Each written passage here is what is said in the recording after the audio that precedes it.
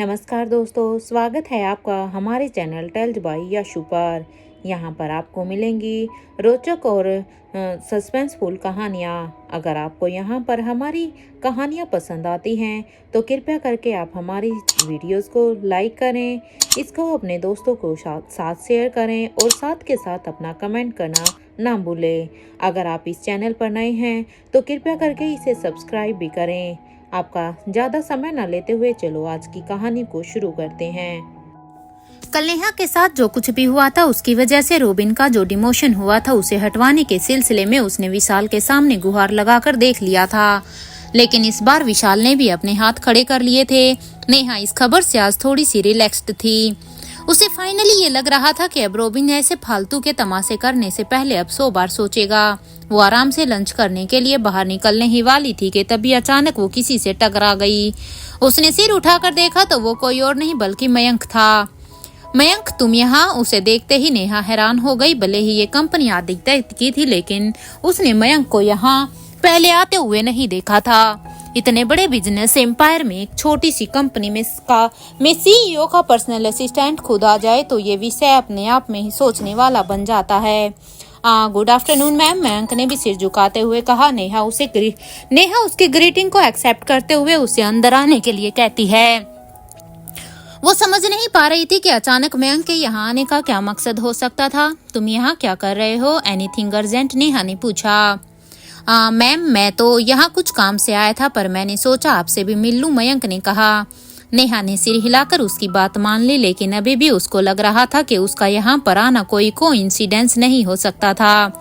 Ma'am, मेरे पास आपको बताने के लिए कुछ है, आप सुनना चाहेंगे? मयंक ने बड़ी ही एक्साइटमेंट से कहा। हाँ, नेहा ये सुनकर थोड़ी कंफ्यूज हो गई। आज से पहले तो मयंक कभी भी इस तरह से नेहा के पास नहीं आया था। फिर आज ऐसा क्या हो गया था? नेहा को समझ नहीं आ रहा था कि वो कुछ पूछे भी या नहीं, लेकिन उसे आश्चर्य हो रहा था ये देखकर कि आज मयंक को इतनी गॉसिप क्यों सूझ रही थी। मैम, आपको पता है सिंघानिया फैमिली और इस कंपनी के लोग आपके बारे में क्या सोचते हैं? मयंक ने कहा।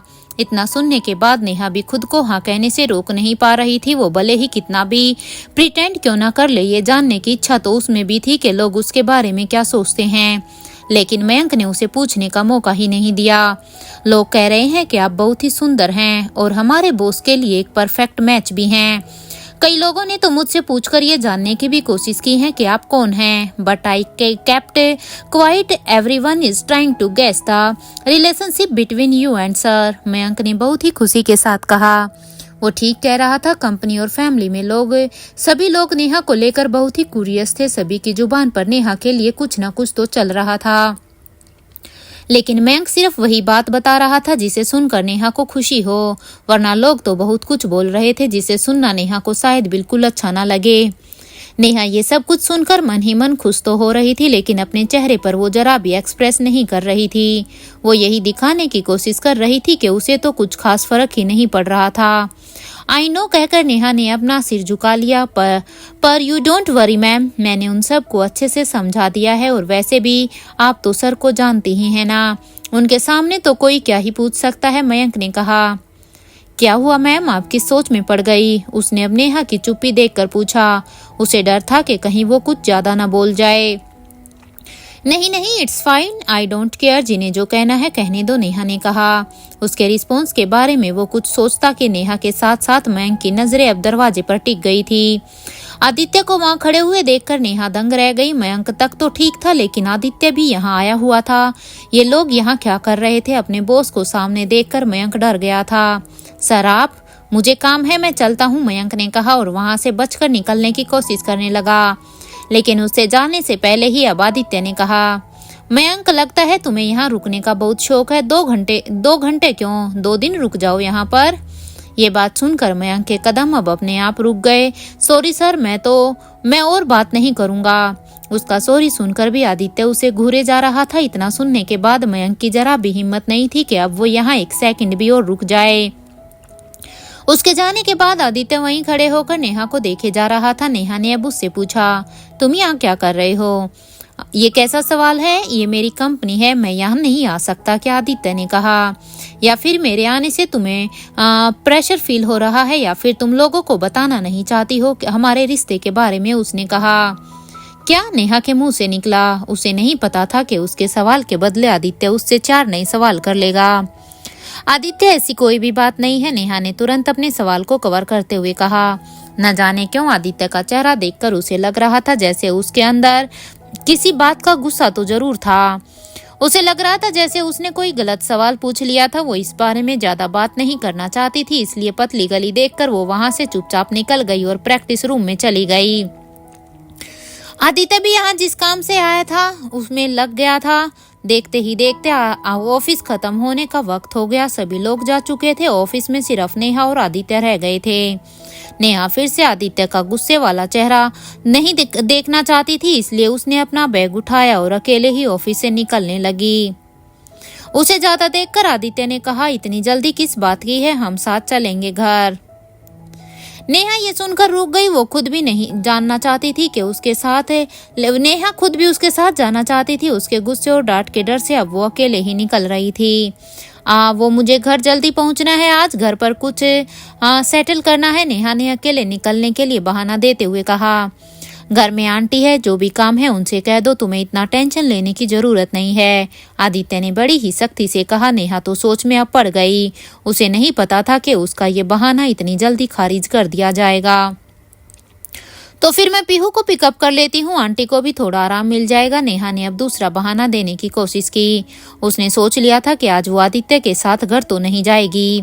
इस बार आदित्य उसका ये इरादा अब अच्छे से समझ गया था। तुम मेरे साथ न जाने के बहाने ढूंढ रही हो ना, आदित्य ने अब अपने हाथ में लिए हुए डॉक्यूमेंट्स को गुस्से में टेबल पर रखते हुए कहा। नहीं, पर हमें ऑफिस के अंदर एक दूसरे से दूर ही रहना चाहिए, नेहा ने कहा। वो नहीं चाहती थी कि उन दोनों को लेकर उनके ऑफिस में गॉसिप शुरू हो जाए, लोग तरह तरह के सवाल करें। आदित्य को उसकी ये झिझक देखकर न जाने क्या सूझी। वो अपनी कुर्सी से उठा और अब बाहर आकर नेहा का हाथ पकड़ लिया। क्या कर रहे हो आदित्य, नेहा ने अब चौंकते हुए पूछा। वो नहीं चाहती थी कि ऑफिस के अंदर वो दोनों एक दूसरे के इतने करीब आए, लेकिन आदित्य को तो जैसे उसकी आवाज सुनाई ही नहीं दी। वो नेहा का हाथ पकड़कर लिफ्ट की तरफ वॉक करने लगा। नेहा अपना हाथ छुड़ाने की कोशिश किए जा रही थी, लेकिन आदित्य की ताकत के आगे तो उसका जोर चल ही नहीं रहा था। आदित्य, हाथ छोड़ो, कोई देख लेगा, ऑफिस है, ये घर नहीं है। नेहा बार बार ये कहकर अपना हाथ अलग करने की कोशिश कर रही थी, लेकिन ऐसा हो ही नहीं पा रहा था। किस्मत से इस वक्त वहां कोई था भी नहीं, इसलिए नेहा को इतनी टेंशन नहीं थी, लेकिन वो किसी भी तरह का रिस्क नहीं चाहती थी। लिफ्ट के सामने जाकर आदित्य ने उसका हाथ छोड़ा और लिफ्ट का बटन दबाया। लिफ्ट के आते ही जैसे ही वो खुली, आदित्य उसके अंदर चला गया, लेकिन नेहा ने देखा कि उस लिफ्ट में और भी लोग खड़े थे, 2 लड़कियां और 1 लड़का। अब उन्हें देखकर अगर नेहा वहां से मुड़ जाती तो उन्हें शक हो जाता, और अगर अंदर चली जाती तो आदित्य कुछ कह ना दे सबके सामने।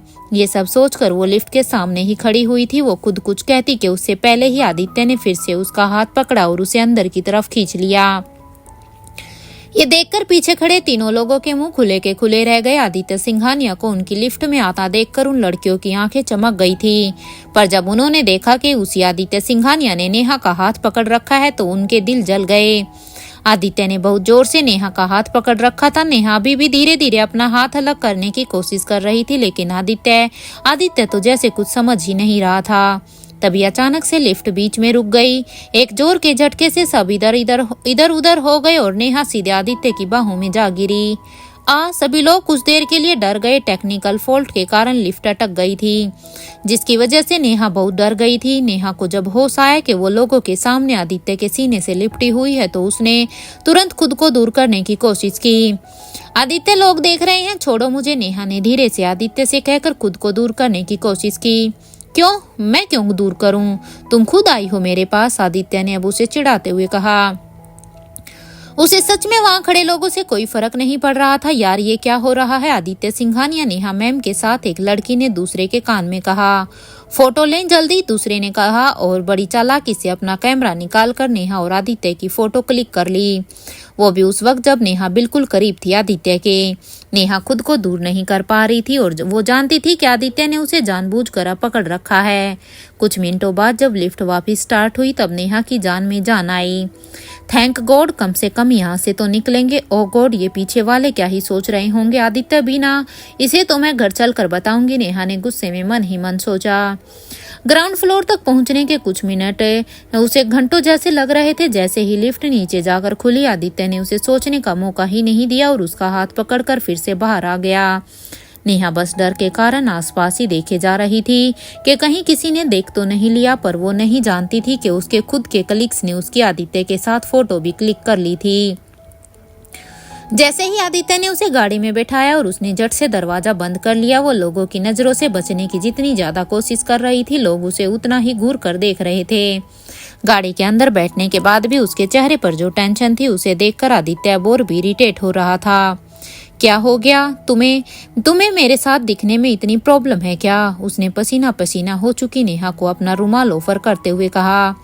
नेहा ने गुस्से में उसकी ओर देखकर कहा, उसका रुमाल लिया और कहा, आदित्य, बात तुम्हारे साथ दिखने या ना दिखने की नहीं है। वो कहना तो बहुत कुछ चाहती थी, पर उसने खुद को अब रोक लिया। कुछ देर सोचकर उसने ठंडे दिमाग से आदित्य से कहा, क्या तुम एक प्रॉमिस कर सकते हो मुझे? और अगर मैं मना कर दूं तो? आदित्य ने कहा। उसे समझ नहीं आया कि अचानक से नेहा किस प्रॉमिस को करने की बात कर रही थी। अगर तुमने मना कर दिया तो मैं कल से ऑफिस नहीं आऊंगी, नेहा ने अब जिद में कहा। ये सुनकर आदित्य की भवें तन गई। ऐसा कौन सा प्रॉमिस है जो नेहा के लिए इतना इम्पोर्टेंट हो गया था? तुम मुझे धमकी दे रही हो? आदित्य ने पूछा। नहीं, धमकी नहीं दे रही हूँ, लेकिन मैं बस ये चाहती हूँ कि हम दोनों ऑफिस में एक दूसरे से थोड़ी सी दूरी बना कर रखें, नेहा ने कहा। वो जिस कॉन्फिडेंस से ये बात कर रही थी, ऐसा लग रहा था जैसे वो बहुत ही सोच समझ कर ये सब कुछ कह रही थी। आदित्य उसकी बात सुनकर हैरान था। पहले तो उसे लगा कि नेहा का डर कुछ पलों का है, कुछ देर के लिए है, लेकिन वो नहीं जानता था कि नेहा इस बात को लेकर इतनी सीरियस थी। कुछ देर हैरान रहने के बाद वो नाखुश भी था। उसे ये बात जानकर बिल्कुल भी अच्छा नहीं लग रहा था कि अभी भी दुनिया के सामने नेहा उससे दूर रहना चाहती थी। इस बारे में वो जितना सोच रहा था उतना उसका गुस्सा बढ़ता ही जा रहा था। उसका सारा गुस्सा कहीं गायब बढ़ता ही जा रहा था, लेकिन जैसे ही उसने नेहा का उतरा हुआ चेहरा देखा, उसका सारा गुस्सा कहीं गायब हो गया। उसने नेहा की बात को समझने की कोशिश की और कहा, ऑल राइट। उसे ये एग्रीमेंट देते हुए अच्छा तो नहीं लग रहा था, लेकिन फिर भी ये फीलिंग नेहा को सैड देखने से लाख गुना ज्यादा बेटर थी। नेहा को उसकी बात सुनकर राहत की सांस ले रही थी। कुछ देर की शांति के बाद नेहा ने गाड़ी मार्केट की तरफ घुमा ली। तो तुमने कहा था कि तुम मेरे लिए कुछ स्पेशल बनाओगी, तो चलो जो भी लेना है ले लो, because I want to eat तुम्हारे हाथ का खाना, आदित्य ने कहा। नेहा उसे बस एक टक देखे जा रही थी। ये बात उसने कही जरूर थी, लेकिन उसे नहीं पता था कि आदित्य इतने साफ तरीके से अपनी डिमांड कर लेगा। हाँ, पर अभी नेहा ने कहा। अभी जो आदित्य इतना गुस्से में था, वो अचानक से ऐसे बदल गया था जैसे बर्फ पिघल कर पानी हो गई हो। उसे समझ नहीं आ रहा था कि ये ट्रांजिशन कैसे इतना स्मूथ था। हाँ, क्यों, अभी क्यों नहीं? उसके लिए कोई स्पेशल टाइम है क्या? आदित्य ने अब उसे चिढ़ाते हुए कहा। वो हर तरीके से बस नेहा के उदास चेहरे को फिर से खिलता हुआ देखना चाहता था। ओके कहकर आदित्य की बात में नेहा ने हामी भर दी, लेकिन उसकी आवाज में थोड़ा संकोच देखकर आदित्य ने कहा, डोंट वरी, पीहू को पिक करने के लिए मैंने मरियम आंटी को बोल दिया है। तुम्हें उसकी टेंशन लेने की कोई भी जरूरत नहीं है। ओ शिट, उसे ये बात याद थी, मैंने तो सिर्फ अकेले निकलने का बहाना दिया था। पीहू को तो आज वैसे भी आंटी ही पिक करने वाली थी। नेहा ने अब एम्बेरस होकर मन ही मन सोचा। नेहा जैसे ही मार्केट में आदित्य के साथ उतरी, उसे यकीन ही नहीं हो रहा था वो दोनों एक्चुअल में हस्बैंड वाइफ की ड्यूटी पूरी करने लगे थे। संजय के उसकी लाइफ से जाने के बाद उसने कभी नहीं सोचा था कि वो इस तरह से मार्केट में कभी अपने हस्बैंड के साथ सामान खरीदने आएगी। उसके साथ सगाई होने के बाद भी नेहा को कभी संजय ने इतना समय नहीं दिया कि वो इस सुंदर से मोमेंट को जी सके। लेकिन आज अपनी लाइफ के इस मोमेंट में जब आदित्य के साथ नेहा ने कदम रखा, तो उसे लगा जैसे उसकी लाइफ बहुत ही पीछे चली गई है, जैसे वो अब उस मोमेंट को जी रही है जो कई साल पहले उससे छीन लिए गए थे। अपने हस्बैंड का हाथ पकड़कर मार्केट में घूमना, सब्जियां लेना, उसके लिए क्या बनाना है ये सोचना किसी भी लड़की के लिए सपना जैसा होता है। उसे यकीन था कि जिस तरह से वो ये सब पहली बार एक्सपीरियंस कर रही थी, ठीक वैसे ही आदित्य भी इस एहसास से पहली बार ही गुजर रहा होगा। जब वो सब्जियों के शॉप पर खड़े थे तो आदित्य को सब्जियां सिलेक्ट करते हुए देखकर नेहा को हंसी आ गई। उसे इतना भी नहीं पता था कि कौन सी सब्जी सही है और कौन सी हेल्दी। बड़ी देर तक उसमें संघर्ष करने के बाद आदित्य ने सारी सब्जियों को किनारे कर दिया और नेहा को इशारे से कहा कि तुम ही संभालो ये। मैंने कभी नहीं सोचा था कि सीईओ आदित्य सिंघानिया को इस तरह से सब्जियां छांटने का टाइम भी कभी मिलेगा, नेहा ने अब हंसते हुए कहा। उसने आते ही फटाफट से सही सब्जियों को सिलेक्ट किया और फिर उसे पैक करवा लिया। कुछ देर मार्केट में बिताने के बाद जैसे ही दोनों सारा सामान लेकर घर वापस जा रहे थे, नेहा ने कुछ ऐसा देख लिया कि वो अब शौक में हो चली गई। उसके पैर अपने आप एक जगह पर रुक गए और वो अब एकटक सामने ही देखे जा रही थी। व्हाट हैपेंड, आदित्य ने उससे पूछा। उसे समझ नहीं आया कि नेहा अचानक से इतनी नर्वस क्यों हो गई थी। वो कुछ समझता कि उससे पहले ही एक लड़की नेहा की तरफ चलती हुई आ रही थी और वो लड़की थी सारा। सारा को यहाँ पर देखकर नेहा चौंक गई थी। नेहा मैम, आप यहाँ? व्हाट ए कोइंसिडेंस, सारा ने बहुत ही एक्साइटमेंट से कहा। इतने कहते ही उसका ध्यान अब आदित्य की तरफ चला गया था।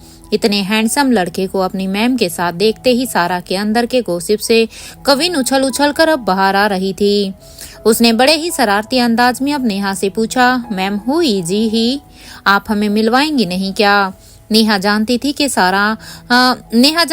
सारा मिली है तो इस तरह की बात जरूर करेगी, इसलिए वो शायद उसे देखते ही परेशान हो गई थी। उसे समझ ही नहीं आ रहा था कि उसके इस सवाल पर क्या कहना है। ये व्हाट अ कोइंसिडेंस, नेहा ने भी अब जबरदस्ती वाली स्माइल के साथ कहा। उसने अब तुरंत आदित्य की तरफ सारा का इंट्रोडक्शन दिया। आदित्य, सी इज माई असिस्टेंट सारा। उसने सारा को तो इंट्रोड्यूस कर दिया था, लेकिन आदित्य का इंट्रोडक्शन देते वक्त वो रुक गई। उसका मुंह एकदम जम सा गया था और उसे बिल्कुल भी समझ नहीं आ रहा था कि वो क्या कहे। बड़ी हिम्मत से अब उसने कहा, सारा he is a friend of mine. ये कहते वक्त नेहा का दिल अब डर के कारण जोर से धड़क रहा था, क्योंकि उसे अभी से ही आदित्य के पास खड़े होकर उसका गुस्सा फील हो रहा था। वो जानती थी कि उसका ये रिस्पॉन्स आदित्य को बिल्कुल भी अच्छा नहीं लगा होगा, लेकिन सारा को उसके जवाब में कुछ खास फर्क नहीं पड़ रहा था। उसकी नजरें तो आदित्य के चार्मिंग फेस पर अटक सी गई थी। उसने तुरंत अपना हाथ आगे बढ़ाया और कहा, हेलो, मैं सारा, नाइस टू मीट यू। उसने बड़ी एक्साइटमेंट से आदित्य की तरफ अपना हाथ मिलाने के लिए बढ़ाया था, लेकिन उसका हाथ कुछ देर तक अकेले ही हवा में लटकता रहा। आदित्य को देखकर कहीं से भी ऐसा नहीं लग रहा था कि वो सारा से हाथ मिलाने के बारे में सोच रहा था। ये नजारा देखकर नेहा की आंखें एम्बेरसमेंट से भर चुकी थी, लेकिन वो जानती थी कि आदित्य के अंदर इस वक्त गुस्से का कैसा भूचाल चल रहा होगा। कुछ देर इंतजार करने के बाद सारा ने अपना हाथ वापस ले लिया, लेकिन तभी उसकी नजर आदित्य और नेहा के हाथों पर पड़ी, जिनमें सब्जियों के पैकेट्स थे। ये देखकर उसे थोड़ा अजीब लगा। दो दोस्त सब्जी खरीदने कैसे आ सकते थे? मैम, आप लोग यहाँ क्या कर रहे हैं? सारा ने बिना सोचे समझे अब ये पूछ ही लिया। वो एकदम श्योर थी कि अगर दो लोग साथ में सब्जियां खरीद रहे हैं तो उनका रिश्ता सिर्फ दोस्ती का तो नहीं हो सकता था। नेहा अब समझ गई थी कि उसके खुरापाती दिमाग में क्या चल रहा था, इसलिए उसने तुरंत ही बात को संभालते हुए कहा, नहीं, एक्चुअली हम यहाँ पर एक्सीडेंटली एक दूसरे से मिल गए थे। उसने झूठ बोलकर सच्चाई छुपाने की कोशिश तो की थी, लेकिन किसी को भी उसकी बात पर भरोसा नहीं हो रहा था। नेहा ने तुरंत वहां से बचकर निकल जाने का सोचा और हड़बड़ाते हुए कहा, वो वहां पर कुछ सेल चल रही थी तो मैं जरा देख कर आती हूँ। इतना कहकर उसने एक नजर आदित्य को देखा और वहां से निकल गई। उसके आधे अधूरे जवाब सुनकर तो सारा के मन में सवाल अब और भी ज्यादा बढ़ गए थे, लेकिन वो अपना मुंह खोलती कि उससे पहले नेहा वहां से गायब हो चुकी थी। आदित्य सब समझ रहा था कि नेहा किस चीज से बच रही थी। सारा को कुछ भी समझ नहीं आ रहा था। उसे लग रहा था कि उसकी मैम इतना वियर्ड बिहेव क्यों कर रही थी और जरूरी बात के उससे भाग क्यों रही थी, लेकिन इन सब सवालों का उसके पास कोई जवाब नहीं था। उसके सामने कुछ था तो वो था आदित्य, जिसके चेहरे पर कॉम्प्लेक्स एक्सप्रेशंस देखकर सारा ने पूछ ही लिया, आपको क्या हुआ? Are you all right? I am fine, Aditya ने बड़े ही रूडली जवाब दिया। उसकी नजरें अब भी जाती हुई नेहा को ही देख रही थी। तुरंत ही वो भी उस दिशा में चला गया जहां नेहा गई थी। उन दोनों को अब एक ही जगह जाते हुए देखकर सारा का दिमाग अब और भी तेजी से चलने लगा था। मतलब ये क्या है? मैम इतना अजीब क्यों बिहेव कर रही थी? उन्हें क्या हो गया? वो नॉर्मल तो बिल्कुल भी नहीं लग रही थी, और जिस तरह से वो सर के बारे में बात कर रही थी, कुछ ना कुछ तो जरूर है। कहीं ऐसा तो नहीं कि ये दोनों कपल हैं? ओह वाओ, नेहा मैम का बॉयफ्रेंड, वो भी इतना कूल और हैंडसम। मजा ही आ जाएगा। सारा ने अब खुश होकर मन ही मन सोचा। यहाँ आदित्य भी उस तरफ निकल पड़ा था जहाँ नेहा गई थी। उसने नेहा का पीछा करना शुरू किया और कुछ देर जाकर एक जगह पर रुक गया। उसने देखा कि नेहा हाफते हुए एक जगह खड़ी हो गई थी। वो अच्छे से समझ रहा था कि नेहा किस बात से भाग रही थी, लेकिन वो जितनी बार इस बारे में सोच रहा था उतनी बार उसे ऐसा लग रहा था जैसे उसके दिल पर किसी ने तीर चुभा दिया हो। कुछ देर बाद जब नेहा को समझ आया कि वो सारा उसके पीछे नहीं आई है तो उसने अब राहत की सांस ली। उसी वक्त आदित्य ने उसके पास जाकर पूछा, क्या कर रही हो तुम? सच में ये चाहती हो कि हमें कोई भी ना देखे? नेहा ने पीछे मुड़कर देखा तो वहां पर आदित्य गुस्से में खड़ा हुआ था। नेहा को ये सोचकर बहुत गिल्टी महसूस हो रहा था, कैसे उसने सारा के सामने झूठ बोलने के बाद आदित्य को वहां अकेले छोड़ दिया। उसने अब शर्म से कहा, सॉरी, मैं बहुत घबरा गई थी। मुझे बस डर लग रहा था कि कहीं वो कुछ ज्यादा ना सोच ले, बस इसलिए मैंने I am so sorry Aditya. Neha ने भले ही गिल्ट में अपना सिर झुका लिया था, लेकिन आदित्य को उससे जरा भी सिंपैथी नहीं हो रही थी। उसने गुस्से में नेहा का हाथ पकड़ा और गाड़ी की तरफ चलने लगा। नेहा की भी हिम्मत नहीं हुई कि वो अब अपना हाथ छुड़वा सके, इसलिए वो चुपचाप बस आदित्य को फॉलो करती रही। गाड़ी में बैठने के बाद घर पहुंचने तक पूरे रास्ते किसी ने कुछ भी नहीं कहा। ना आदित्य अपनी नाराजगी दिखा रहा था और ना ही नेहा कुछ कहने की हिम्मत कर पा रही थी। दोनों घर पहुंचे तो पता चला कि आंटी अभी तक पीहू को लेकर वापस नहीं आई थी। पीहू की को करिकुलर की क्लास आज कुछ ज्यादा ही लंबी चल रही थी। वैसे भी आज खाना नेहा बनाने वाली थी। मैं किचन में जा रही हूँ, नेहा ने धीरे से कहा और सारी सब्जियां लेकर सिर झुकाकर सीधे किचन में चली गई। आदित्य उसकी बातों का कोई भी जवाब नहीं दे रहा था। आज नेहा ने सारा से जो कुछ भी कहा था वो रह रह कर आदित्य के दिमाग में घूम रहा था। वो बिना कुछ बोले चुपचाप लिविंग रूम के सोफे में अकेले बैठा हुआ था। वो तो ये काम नेहा ने किया था, इसलिए आदित्य कुछ कर नहीं सकता था, लेकिन अगर उसकी जगह कोई और होता तो आदित्य उसे बिल्कुल भी नहीं छोड़ता। नाराजगी में भी आदित्य ने बैठने के लिए ऐसी जगह चुनी थी जहां से किचन का व्यू बिल्कुल साफ दिख रहा हो, जहां से उसे नेहा काम करती हुई दिखाई दे रही थी। आदित्य लिविंग रूम में बैठकर नेहा को देख रहा था, लेकिन ये बात नेहा को अभी पता नहीं थी। उसका तो पूरा ध्यान आदित्य के लिए खाना बनाने में लगा हुआ था। वो काम जरूर किचन का कर रही थी, लेकिन उसके दिमाग में कई तरह के ख्याल चल रहे थे। उसे ऐसा लगने लगा था कि शायद वो अभी आदित्य के साथ अपने रिश्ते के लिए भी पूरी तरह से तैयार नहीं थी। शायद उसने इस रिश्ते को हमेशा से ही इतना फॉर्मल रखा था कि आज लोगों के सामने एक्सेप्ट करने में उसे अब डर लग रहा था। संजय के साथ प्यार करने के बाद नेहा की उम्मीदें जिस तरह से टूटी थी, अब उसे दोबारा उन उम्मीदों को लगाने से पहले डर लग रहा था। उसे डर था कि कहीं अगर लोग उससे इस रिश्ते के बारे में पूछेंगे तो क्या कहेगी वो, और शायद इसी वजह से उसने आज ये झूठ बोल दिया था, जिससे कहीं न कहीं आदित्य अब हर्ट हुआ था। इन्हीं थॉट्स के चलते नेहा ने अपना पूरा खाना बना लिया था। जैसे ही उसने डिनर टेबल पर लगाया, मरियम और पीहू भी अब तक वापस आ चुके थे। बड़ी, आपने डिनर बनाया? पीहू ने बड़ी ही एक्साइटमेंट से पूछा। अपनी माँ के हाथ का खाना पीहू का पर्सनल फेवरेट था। हाँ, फटाफट चेंज करके आओ, फिर खाते हैं, नेहा ने कहा। अरे पर तुमने क्यों? और भी तो लोग थे ना, वो बना देते। सॉरी, मुझे लेट हो गया, मरियम ने कहा। उसे अच्छा नहीं लग रहा था कि उसके होते हुए ये सब कुछ नेहा को करना पड़ रहा था, लेकिन वो नहीं जानती थी कि आदित्य को नेहा के ही हाथ का खाना खाना था। अरे आंटी, आप सॉरी क्यों बोल रही है? ये क्या मेरा घर नहीं है क्या? और अपने घर में काम करने या खाना बनाने का मौका सबको नहीं मिलता।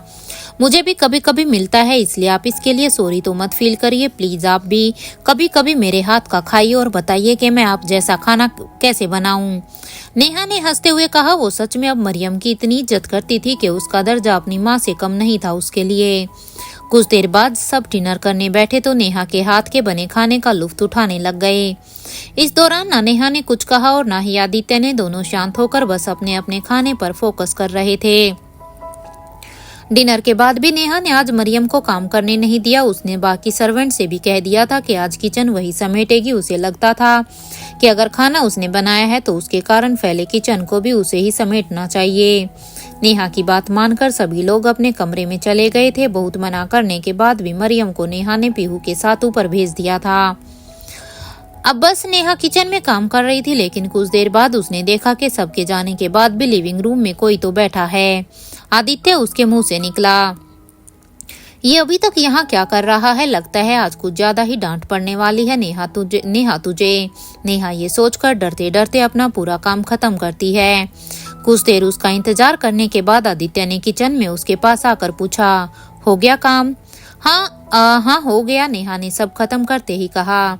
उसे लग रहा था कि इतना थकने के बाद उसे आदित्य का गुस्सा भी झेलना पड़ेगा, लेकिन उसे आश्चर्य हुआ ये देख कर कि आदित्य उससे बहुत ही पोलाइटली बात कर रहा था। उसकी टोन में न तो कोई गुस्सा था और न ही कोई नाराजगी। हाँ तुम थक गई होगी, चलो अब चलकर आराम कर लो, आदित्य ने कहा और धीरे से नेहा के गीले हाथों को पकड़ा। पास में रखी नैपकिन से उसने बड़े प्यार से उसके हाथों को पोंछा और उन्हें पकड़कर वो ऊपर की तरफ चलने लगा।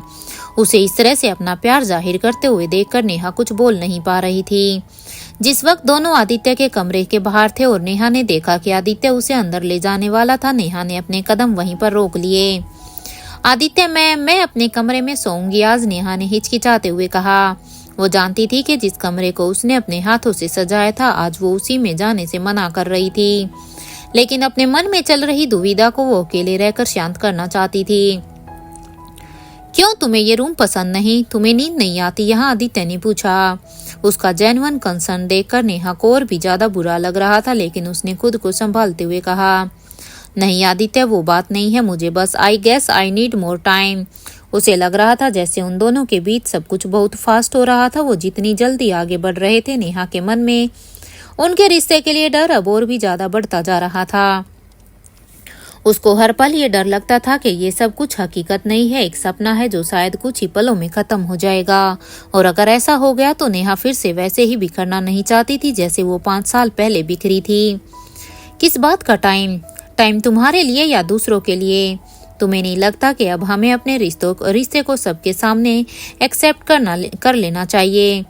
बता देना चाहिए that I am not your friend but her husband, Aditya ने पूछा। वो इस वक्त नेहा से नाराज या गुस्सा नहीं था, बल्कि वो सच में नेहा के कंसर्न समझना चाहता था। उसकी ये बात नेहा के दिल को छू गई थी। वो अपने ही ख्यालों में इतना फंस चुकी थी कि चाहते हुए भी वो हाँ नहीं कर पा रही थी। उसने अपने इमोशंस को छुपाने के लिए अपनी आंखें बंद कर ली।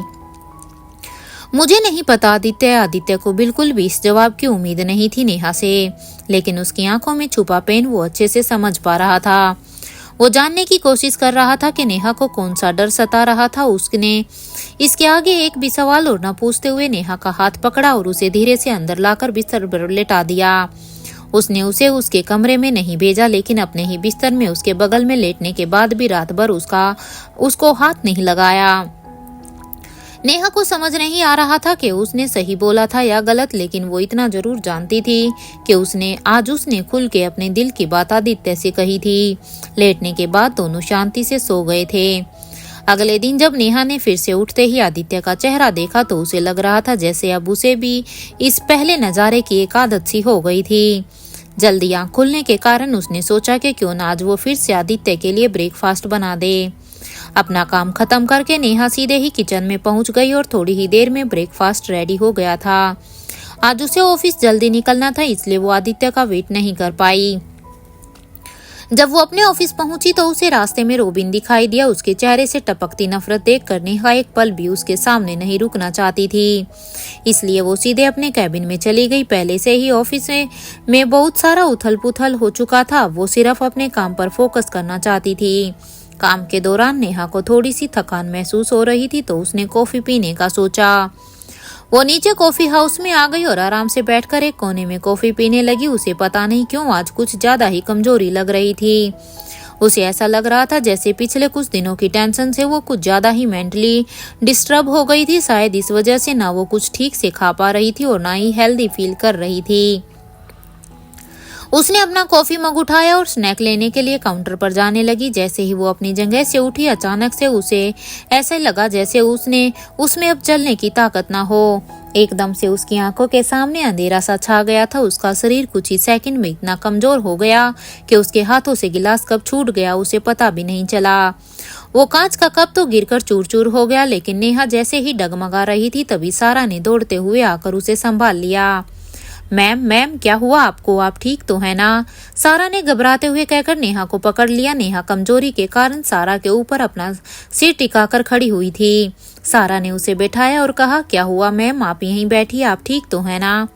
हाँ मैं ठीक हूँ, बस थोड़ी सी कमजोरी आ गई है शायद। तुम यहाँ कैसे, तुम तो शूट पर थी ना रोहन के साथ। नेहा को इस वक्त भी अपने चक्कर से ज्यादा काम की चिंता थी। उसे समझ नहीं आया कि सारा अचानक से यहाँ पर कैसे आ गई थी। शूट पूरा हो गया है मैम, रोहन सर ने इतना अच्छा परफॉर्म किया कि शूट टाइम से पहले ही खत्म हो गया और हम जल्दी फ्री हो गए, सारा ने समझाया। वो बता तो शूट के बारे में रही थी, लेकिन अंदर ही अंदर उसे नेहा की चिंता सता रही थी। हाँ तो रोहन कहाँ रह गया, नेहा ने पूछा। रोहन सर आपके लिए गिफ्ट लेने गए हैं। वो कह रहे थे कि आप ही ने उन्हें इतना कैपेबल बनाया है कि आज सेट पर उनके परफॉर्मेंस की इतनी तारीफ हो रही थी, इसलिए वो आज कुछ ज्यादा ही खुश है और इसलिए वो आपको भी खुश करना चाहते थे, सारा ने एक्साइटमेंट से कहा। उसकी उत्सुकता में वो ये भूल गई थी कि उसने रोहन का सरप्राइज नेहा से शेयर कर दिया था। ये लड़का भी ना सच में पागल है, नेहा ने हंसते हुए कहा। उसका बचपना देखकर नेहा अपनी मुस्कुराहट रोक नहीं पा रही थी। पर आप अभी काम की चिंता छोड़ो और यहाँ बैठो, मैं आपके लिए कॉफी लेकर आती हूँ, सारा ने कहा और नेहा के लिए फिर से कॉफी लेने चली गई। वो काउंटर पर पहुंची ही थी कि नेहा को अचानक से फिर से वही महसूस हुआ जो उसे कुछ देर पहले हुआ था, पर इस बार उसका चक्कर इतना तेज था कि वो अपने आप को बिल्कुल भी संभाल नहीं पाई और उसकी आंखें पूरी तरह से बंद हो गई। कॉफी लेने के बाद सारा जैसे ही मुड़ी, नेहा की हालत देखकर उसके होश उड़ गए। उसने देखा कि सोफे पर नेहा गिरी हुई थी और उसकी आंखें बंद थी। सारा के हाथ में जो कुछ भी था उसने वहीं छोड़ा और तुरंत नेहा की तरफ भागी। मैम मैम, सारा चिल्लाते हुए नेहा के पास पहुंची। वो बार बार उसे हिलाकर उठाने की कोशिश कर रही थी, लेकिन नेहा कोई रिस्पॉन्स नहीं दे रही थी। हेल्प हेल्प कहकर सारा ने आसपास के लोगों को इकट्ठा कर लिया। उसने ऐसी सिचुएशन पहले कभी हैंडल नहीं की थी, इसलिए उसे समझ नहीं आ रहा था कि क्या करे। नेहा को ऐसे बेहोश देखकर उसके हाथ पैर फूल रहे थे। उसकी आवाज सुनकर आसपास के सभी लोग इकट्ठा हो गए और धीरे धीरे पूरे ही ऑफिस को ये पता चल गया कि मैनेजर नेहा कॉफी हाउस में बेहोश हो गई थी। ये खबर आग की तरह फैली तो ऑफिस में मौजूद मयंक सबसे ज्यादा परेशान हो गया। उसे पता था कि नेहा उसके बॉस आदित्य के लिए क्या थी, इसलिए उस पर अगर आंच भी आ जाए तो आदित्य की क्या हालत हो सकती थी ये मयंक अच्छे से जानता था। मयंक भागते हुए नीचे कॉफी हाउस में सारा और नेहा के पास पहुंचा। उसने तुरंत एम्बुलेंस बुलाई और नेहा को सभी की मदद से पकड़ते हुए एम्बुलेंस में बिठाया। सारा इतना डर गई थी कि उसके आंसू रुक ही नहीं रहे थे। एम्बुलेंस में पूरे रास्ते वो नेहा का हाथ पकड़कर ही बैठी हुई थी। वो मयंक को नहीं जानती थी, इसलिए समझ नहीं पा रही थी कि वो नेहा को देखकर इतना परेशान क्यों है। आखिर क्या हुआ था नेहा को, क्या करेगा आदित्य जब उसे नेहा की हालत के बारे में पता चलेगा।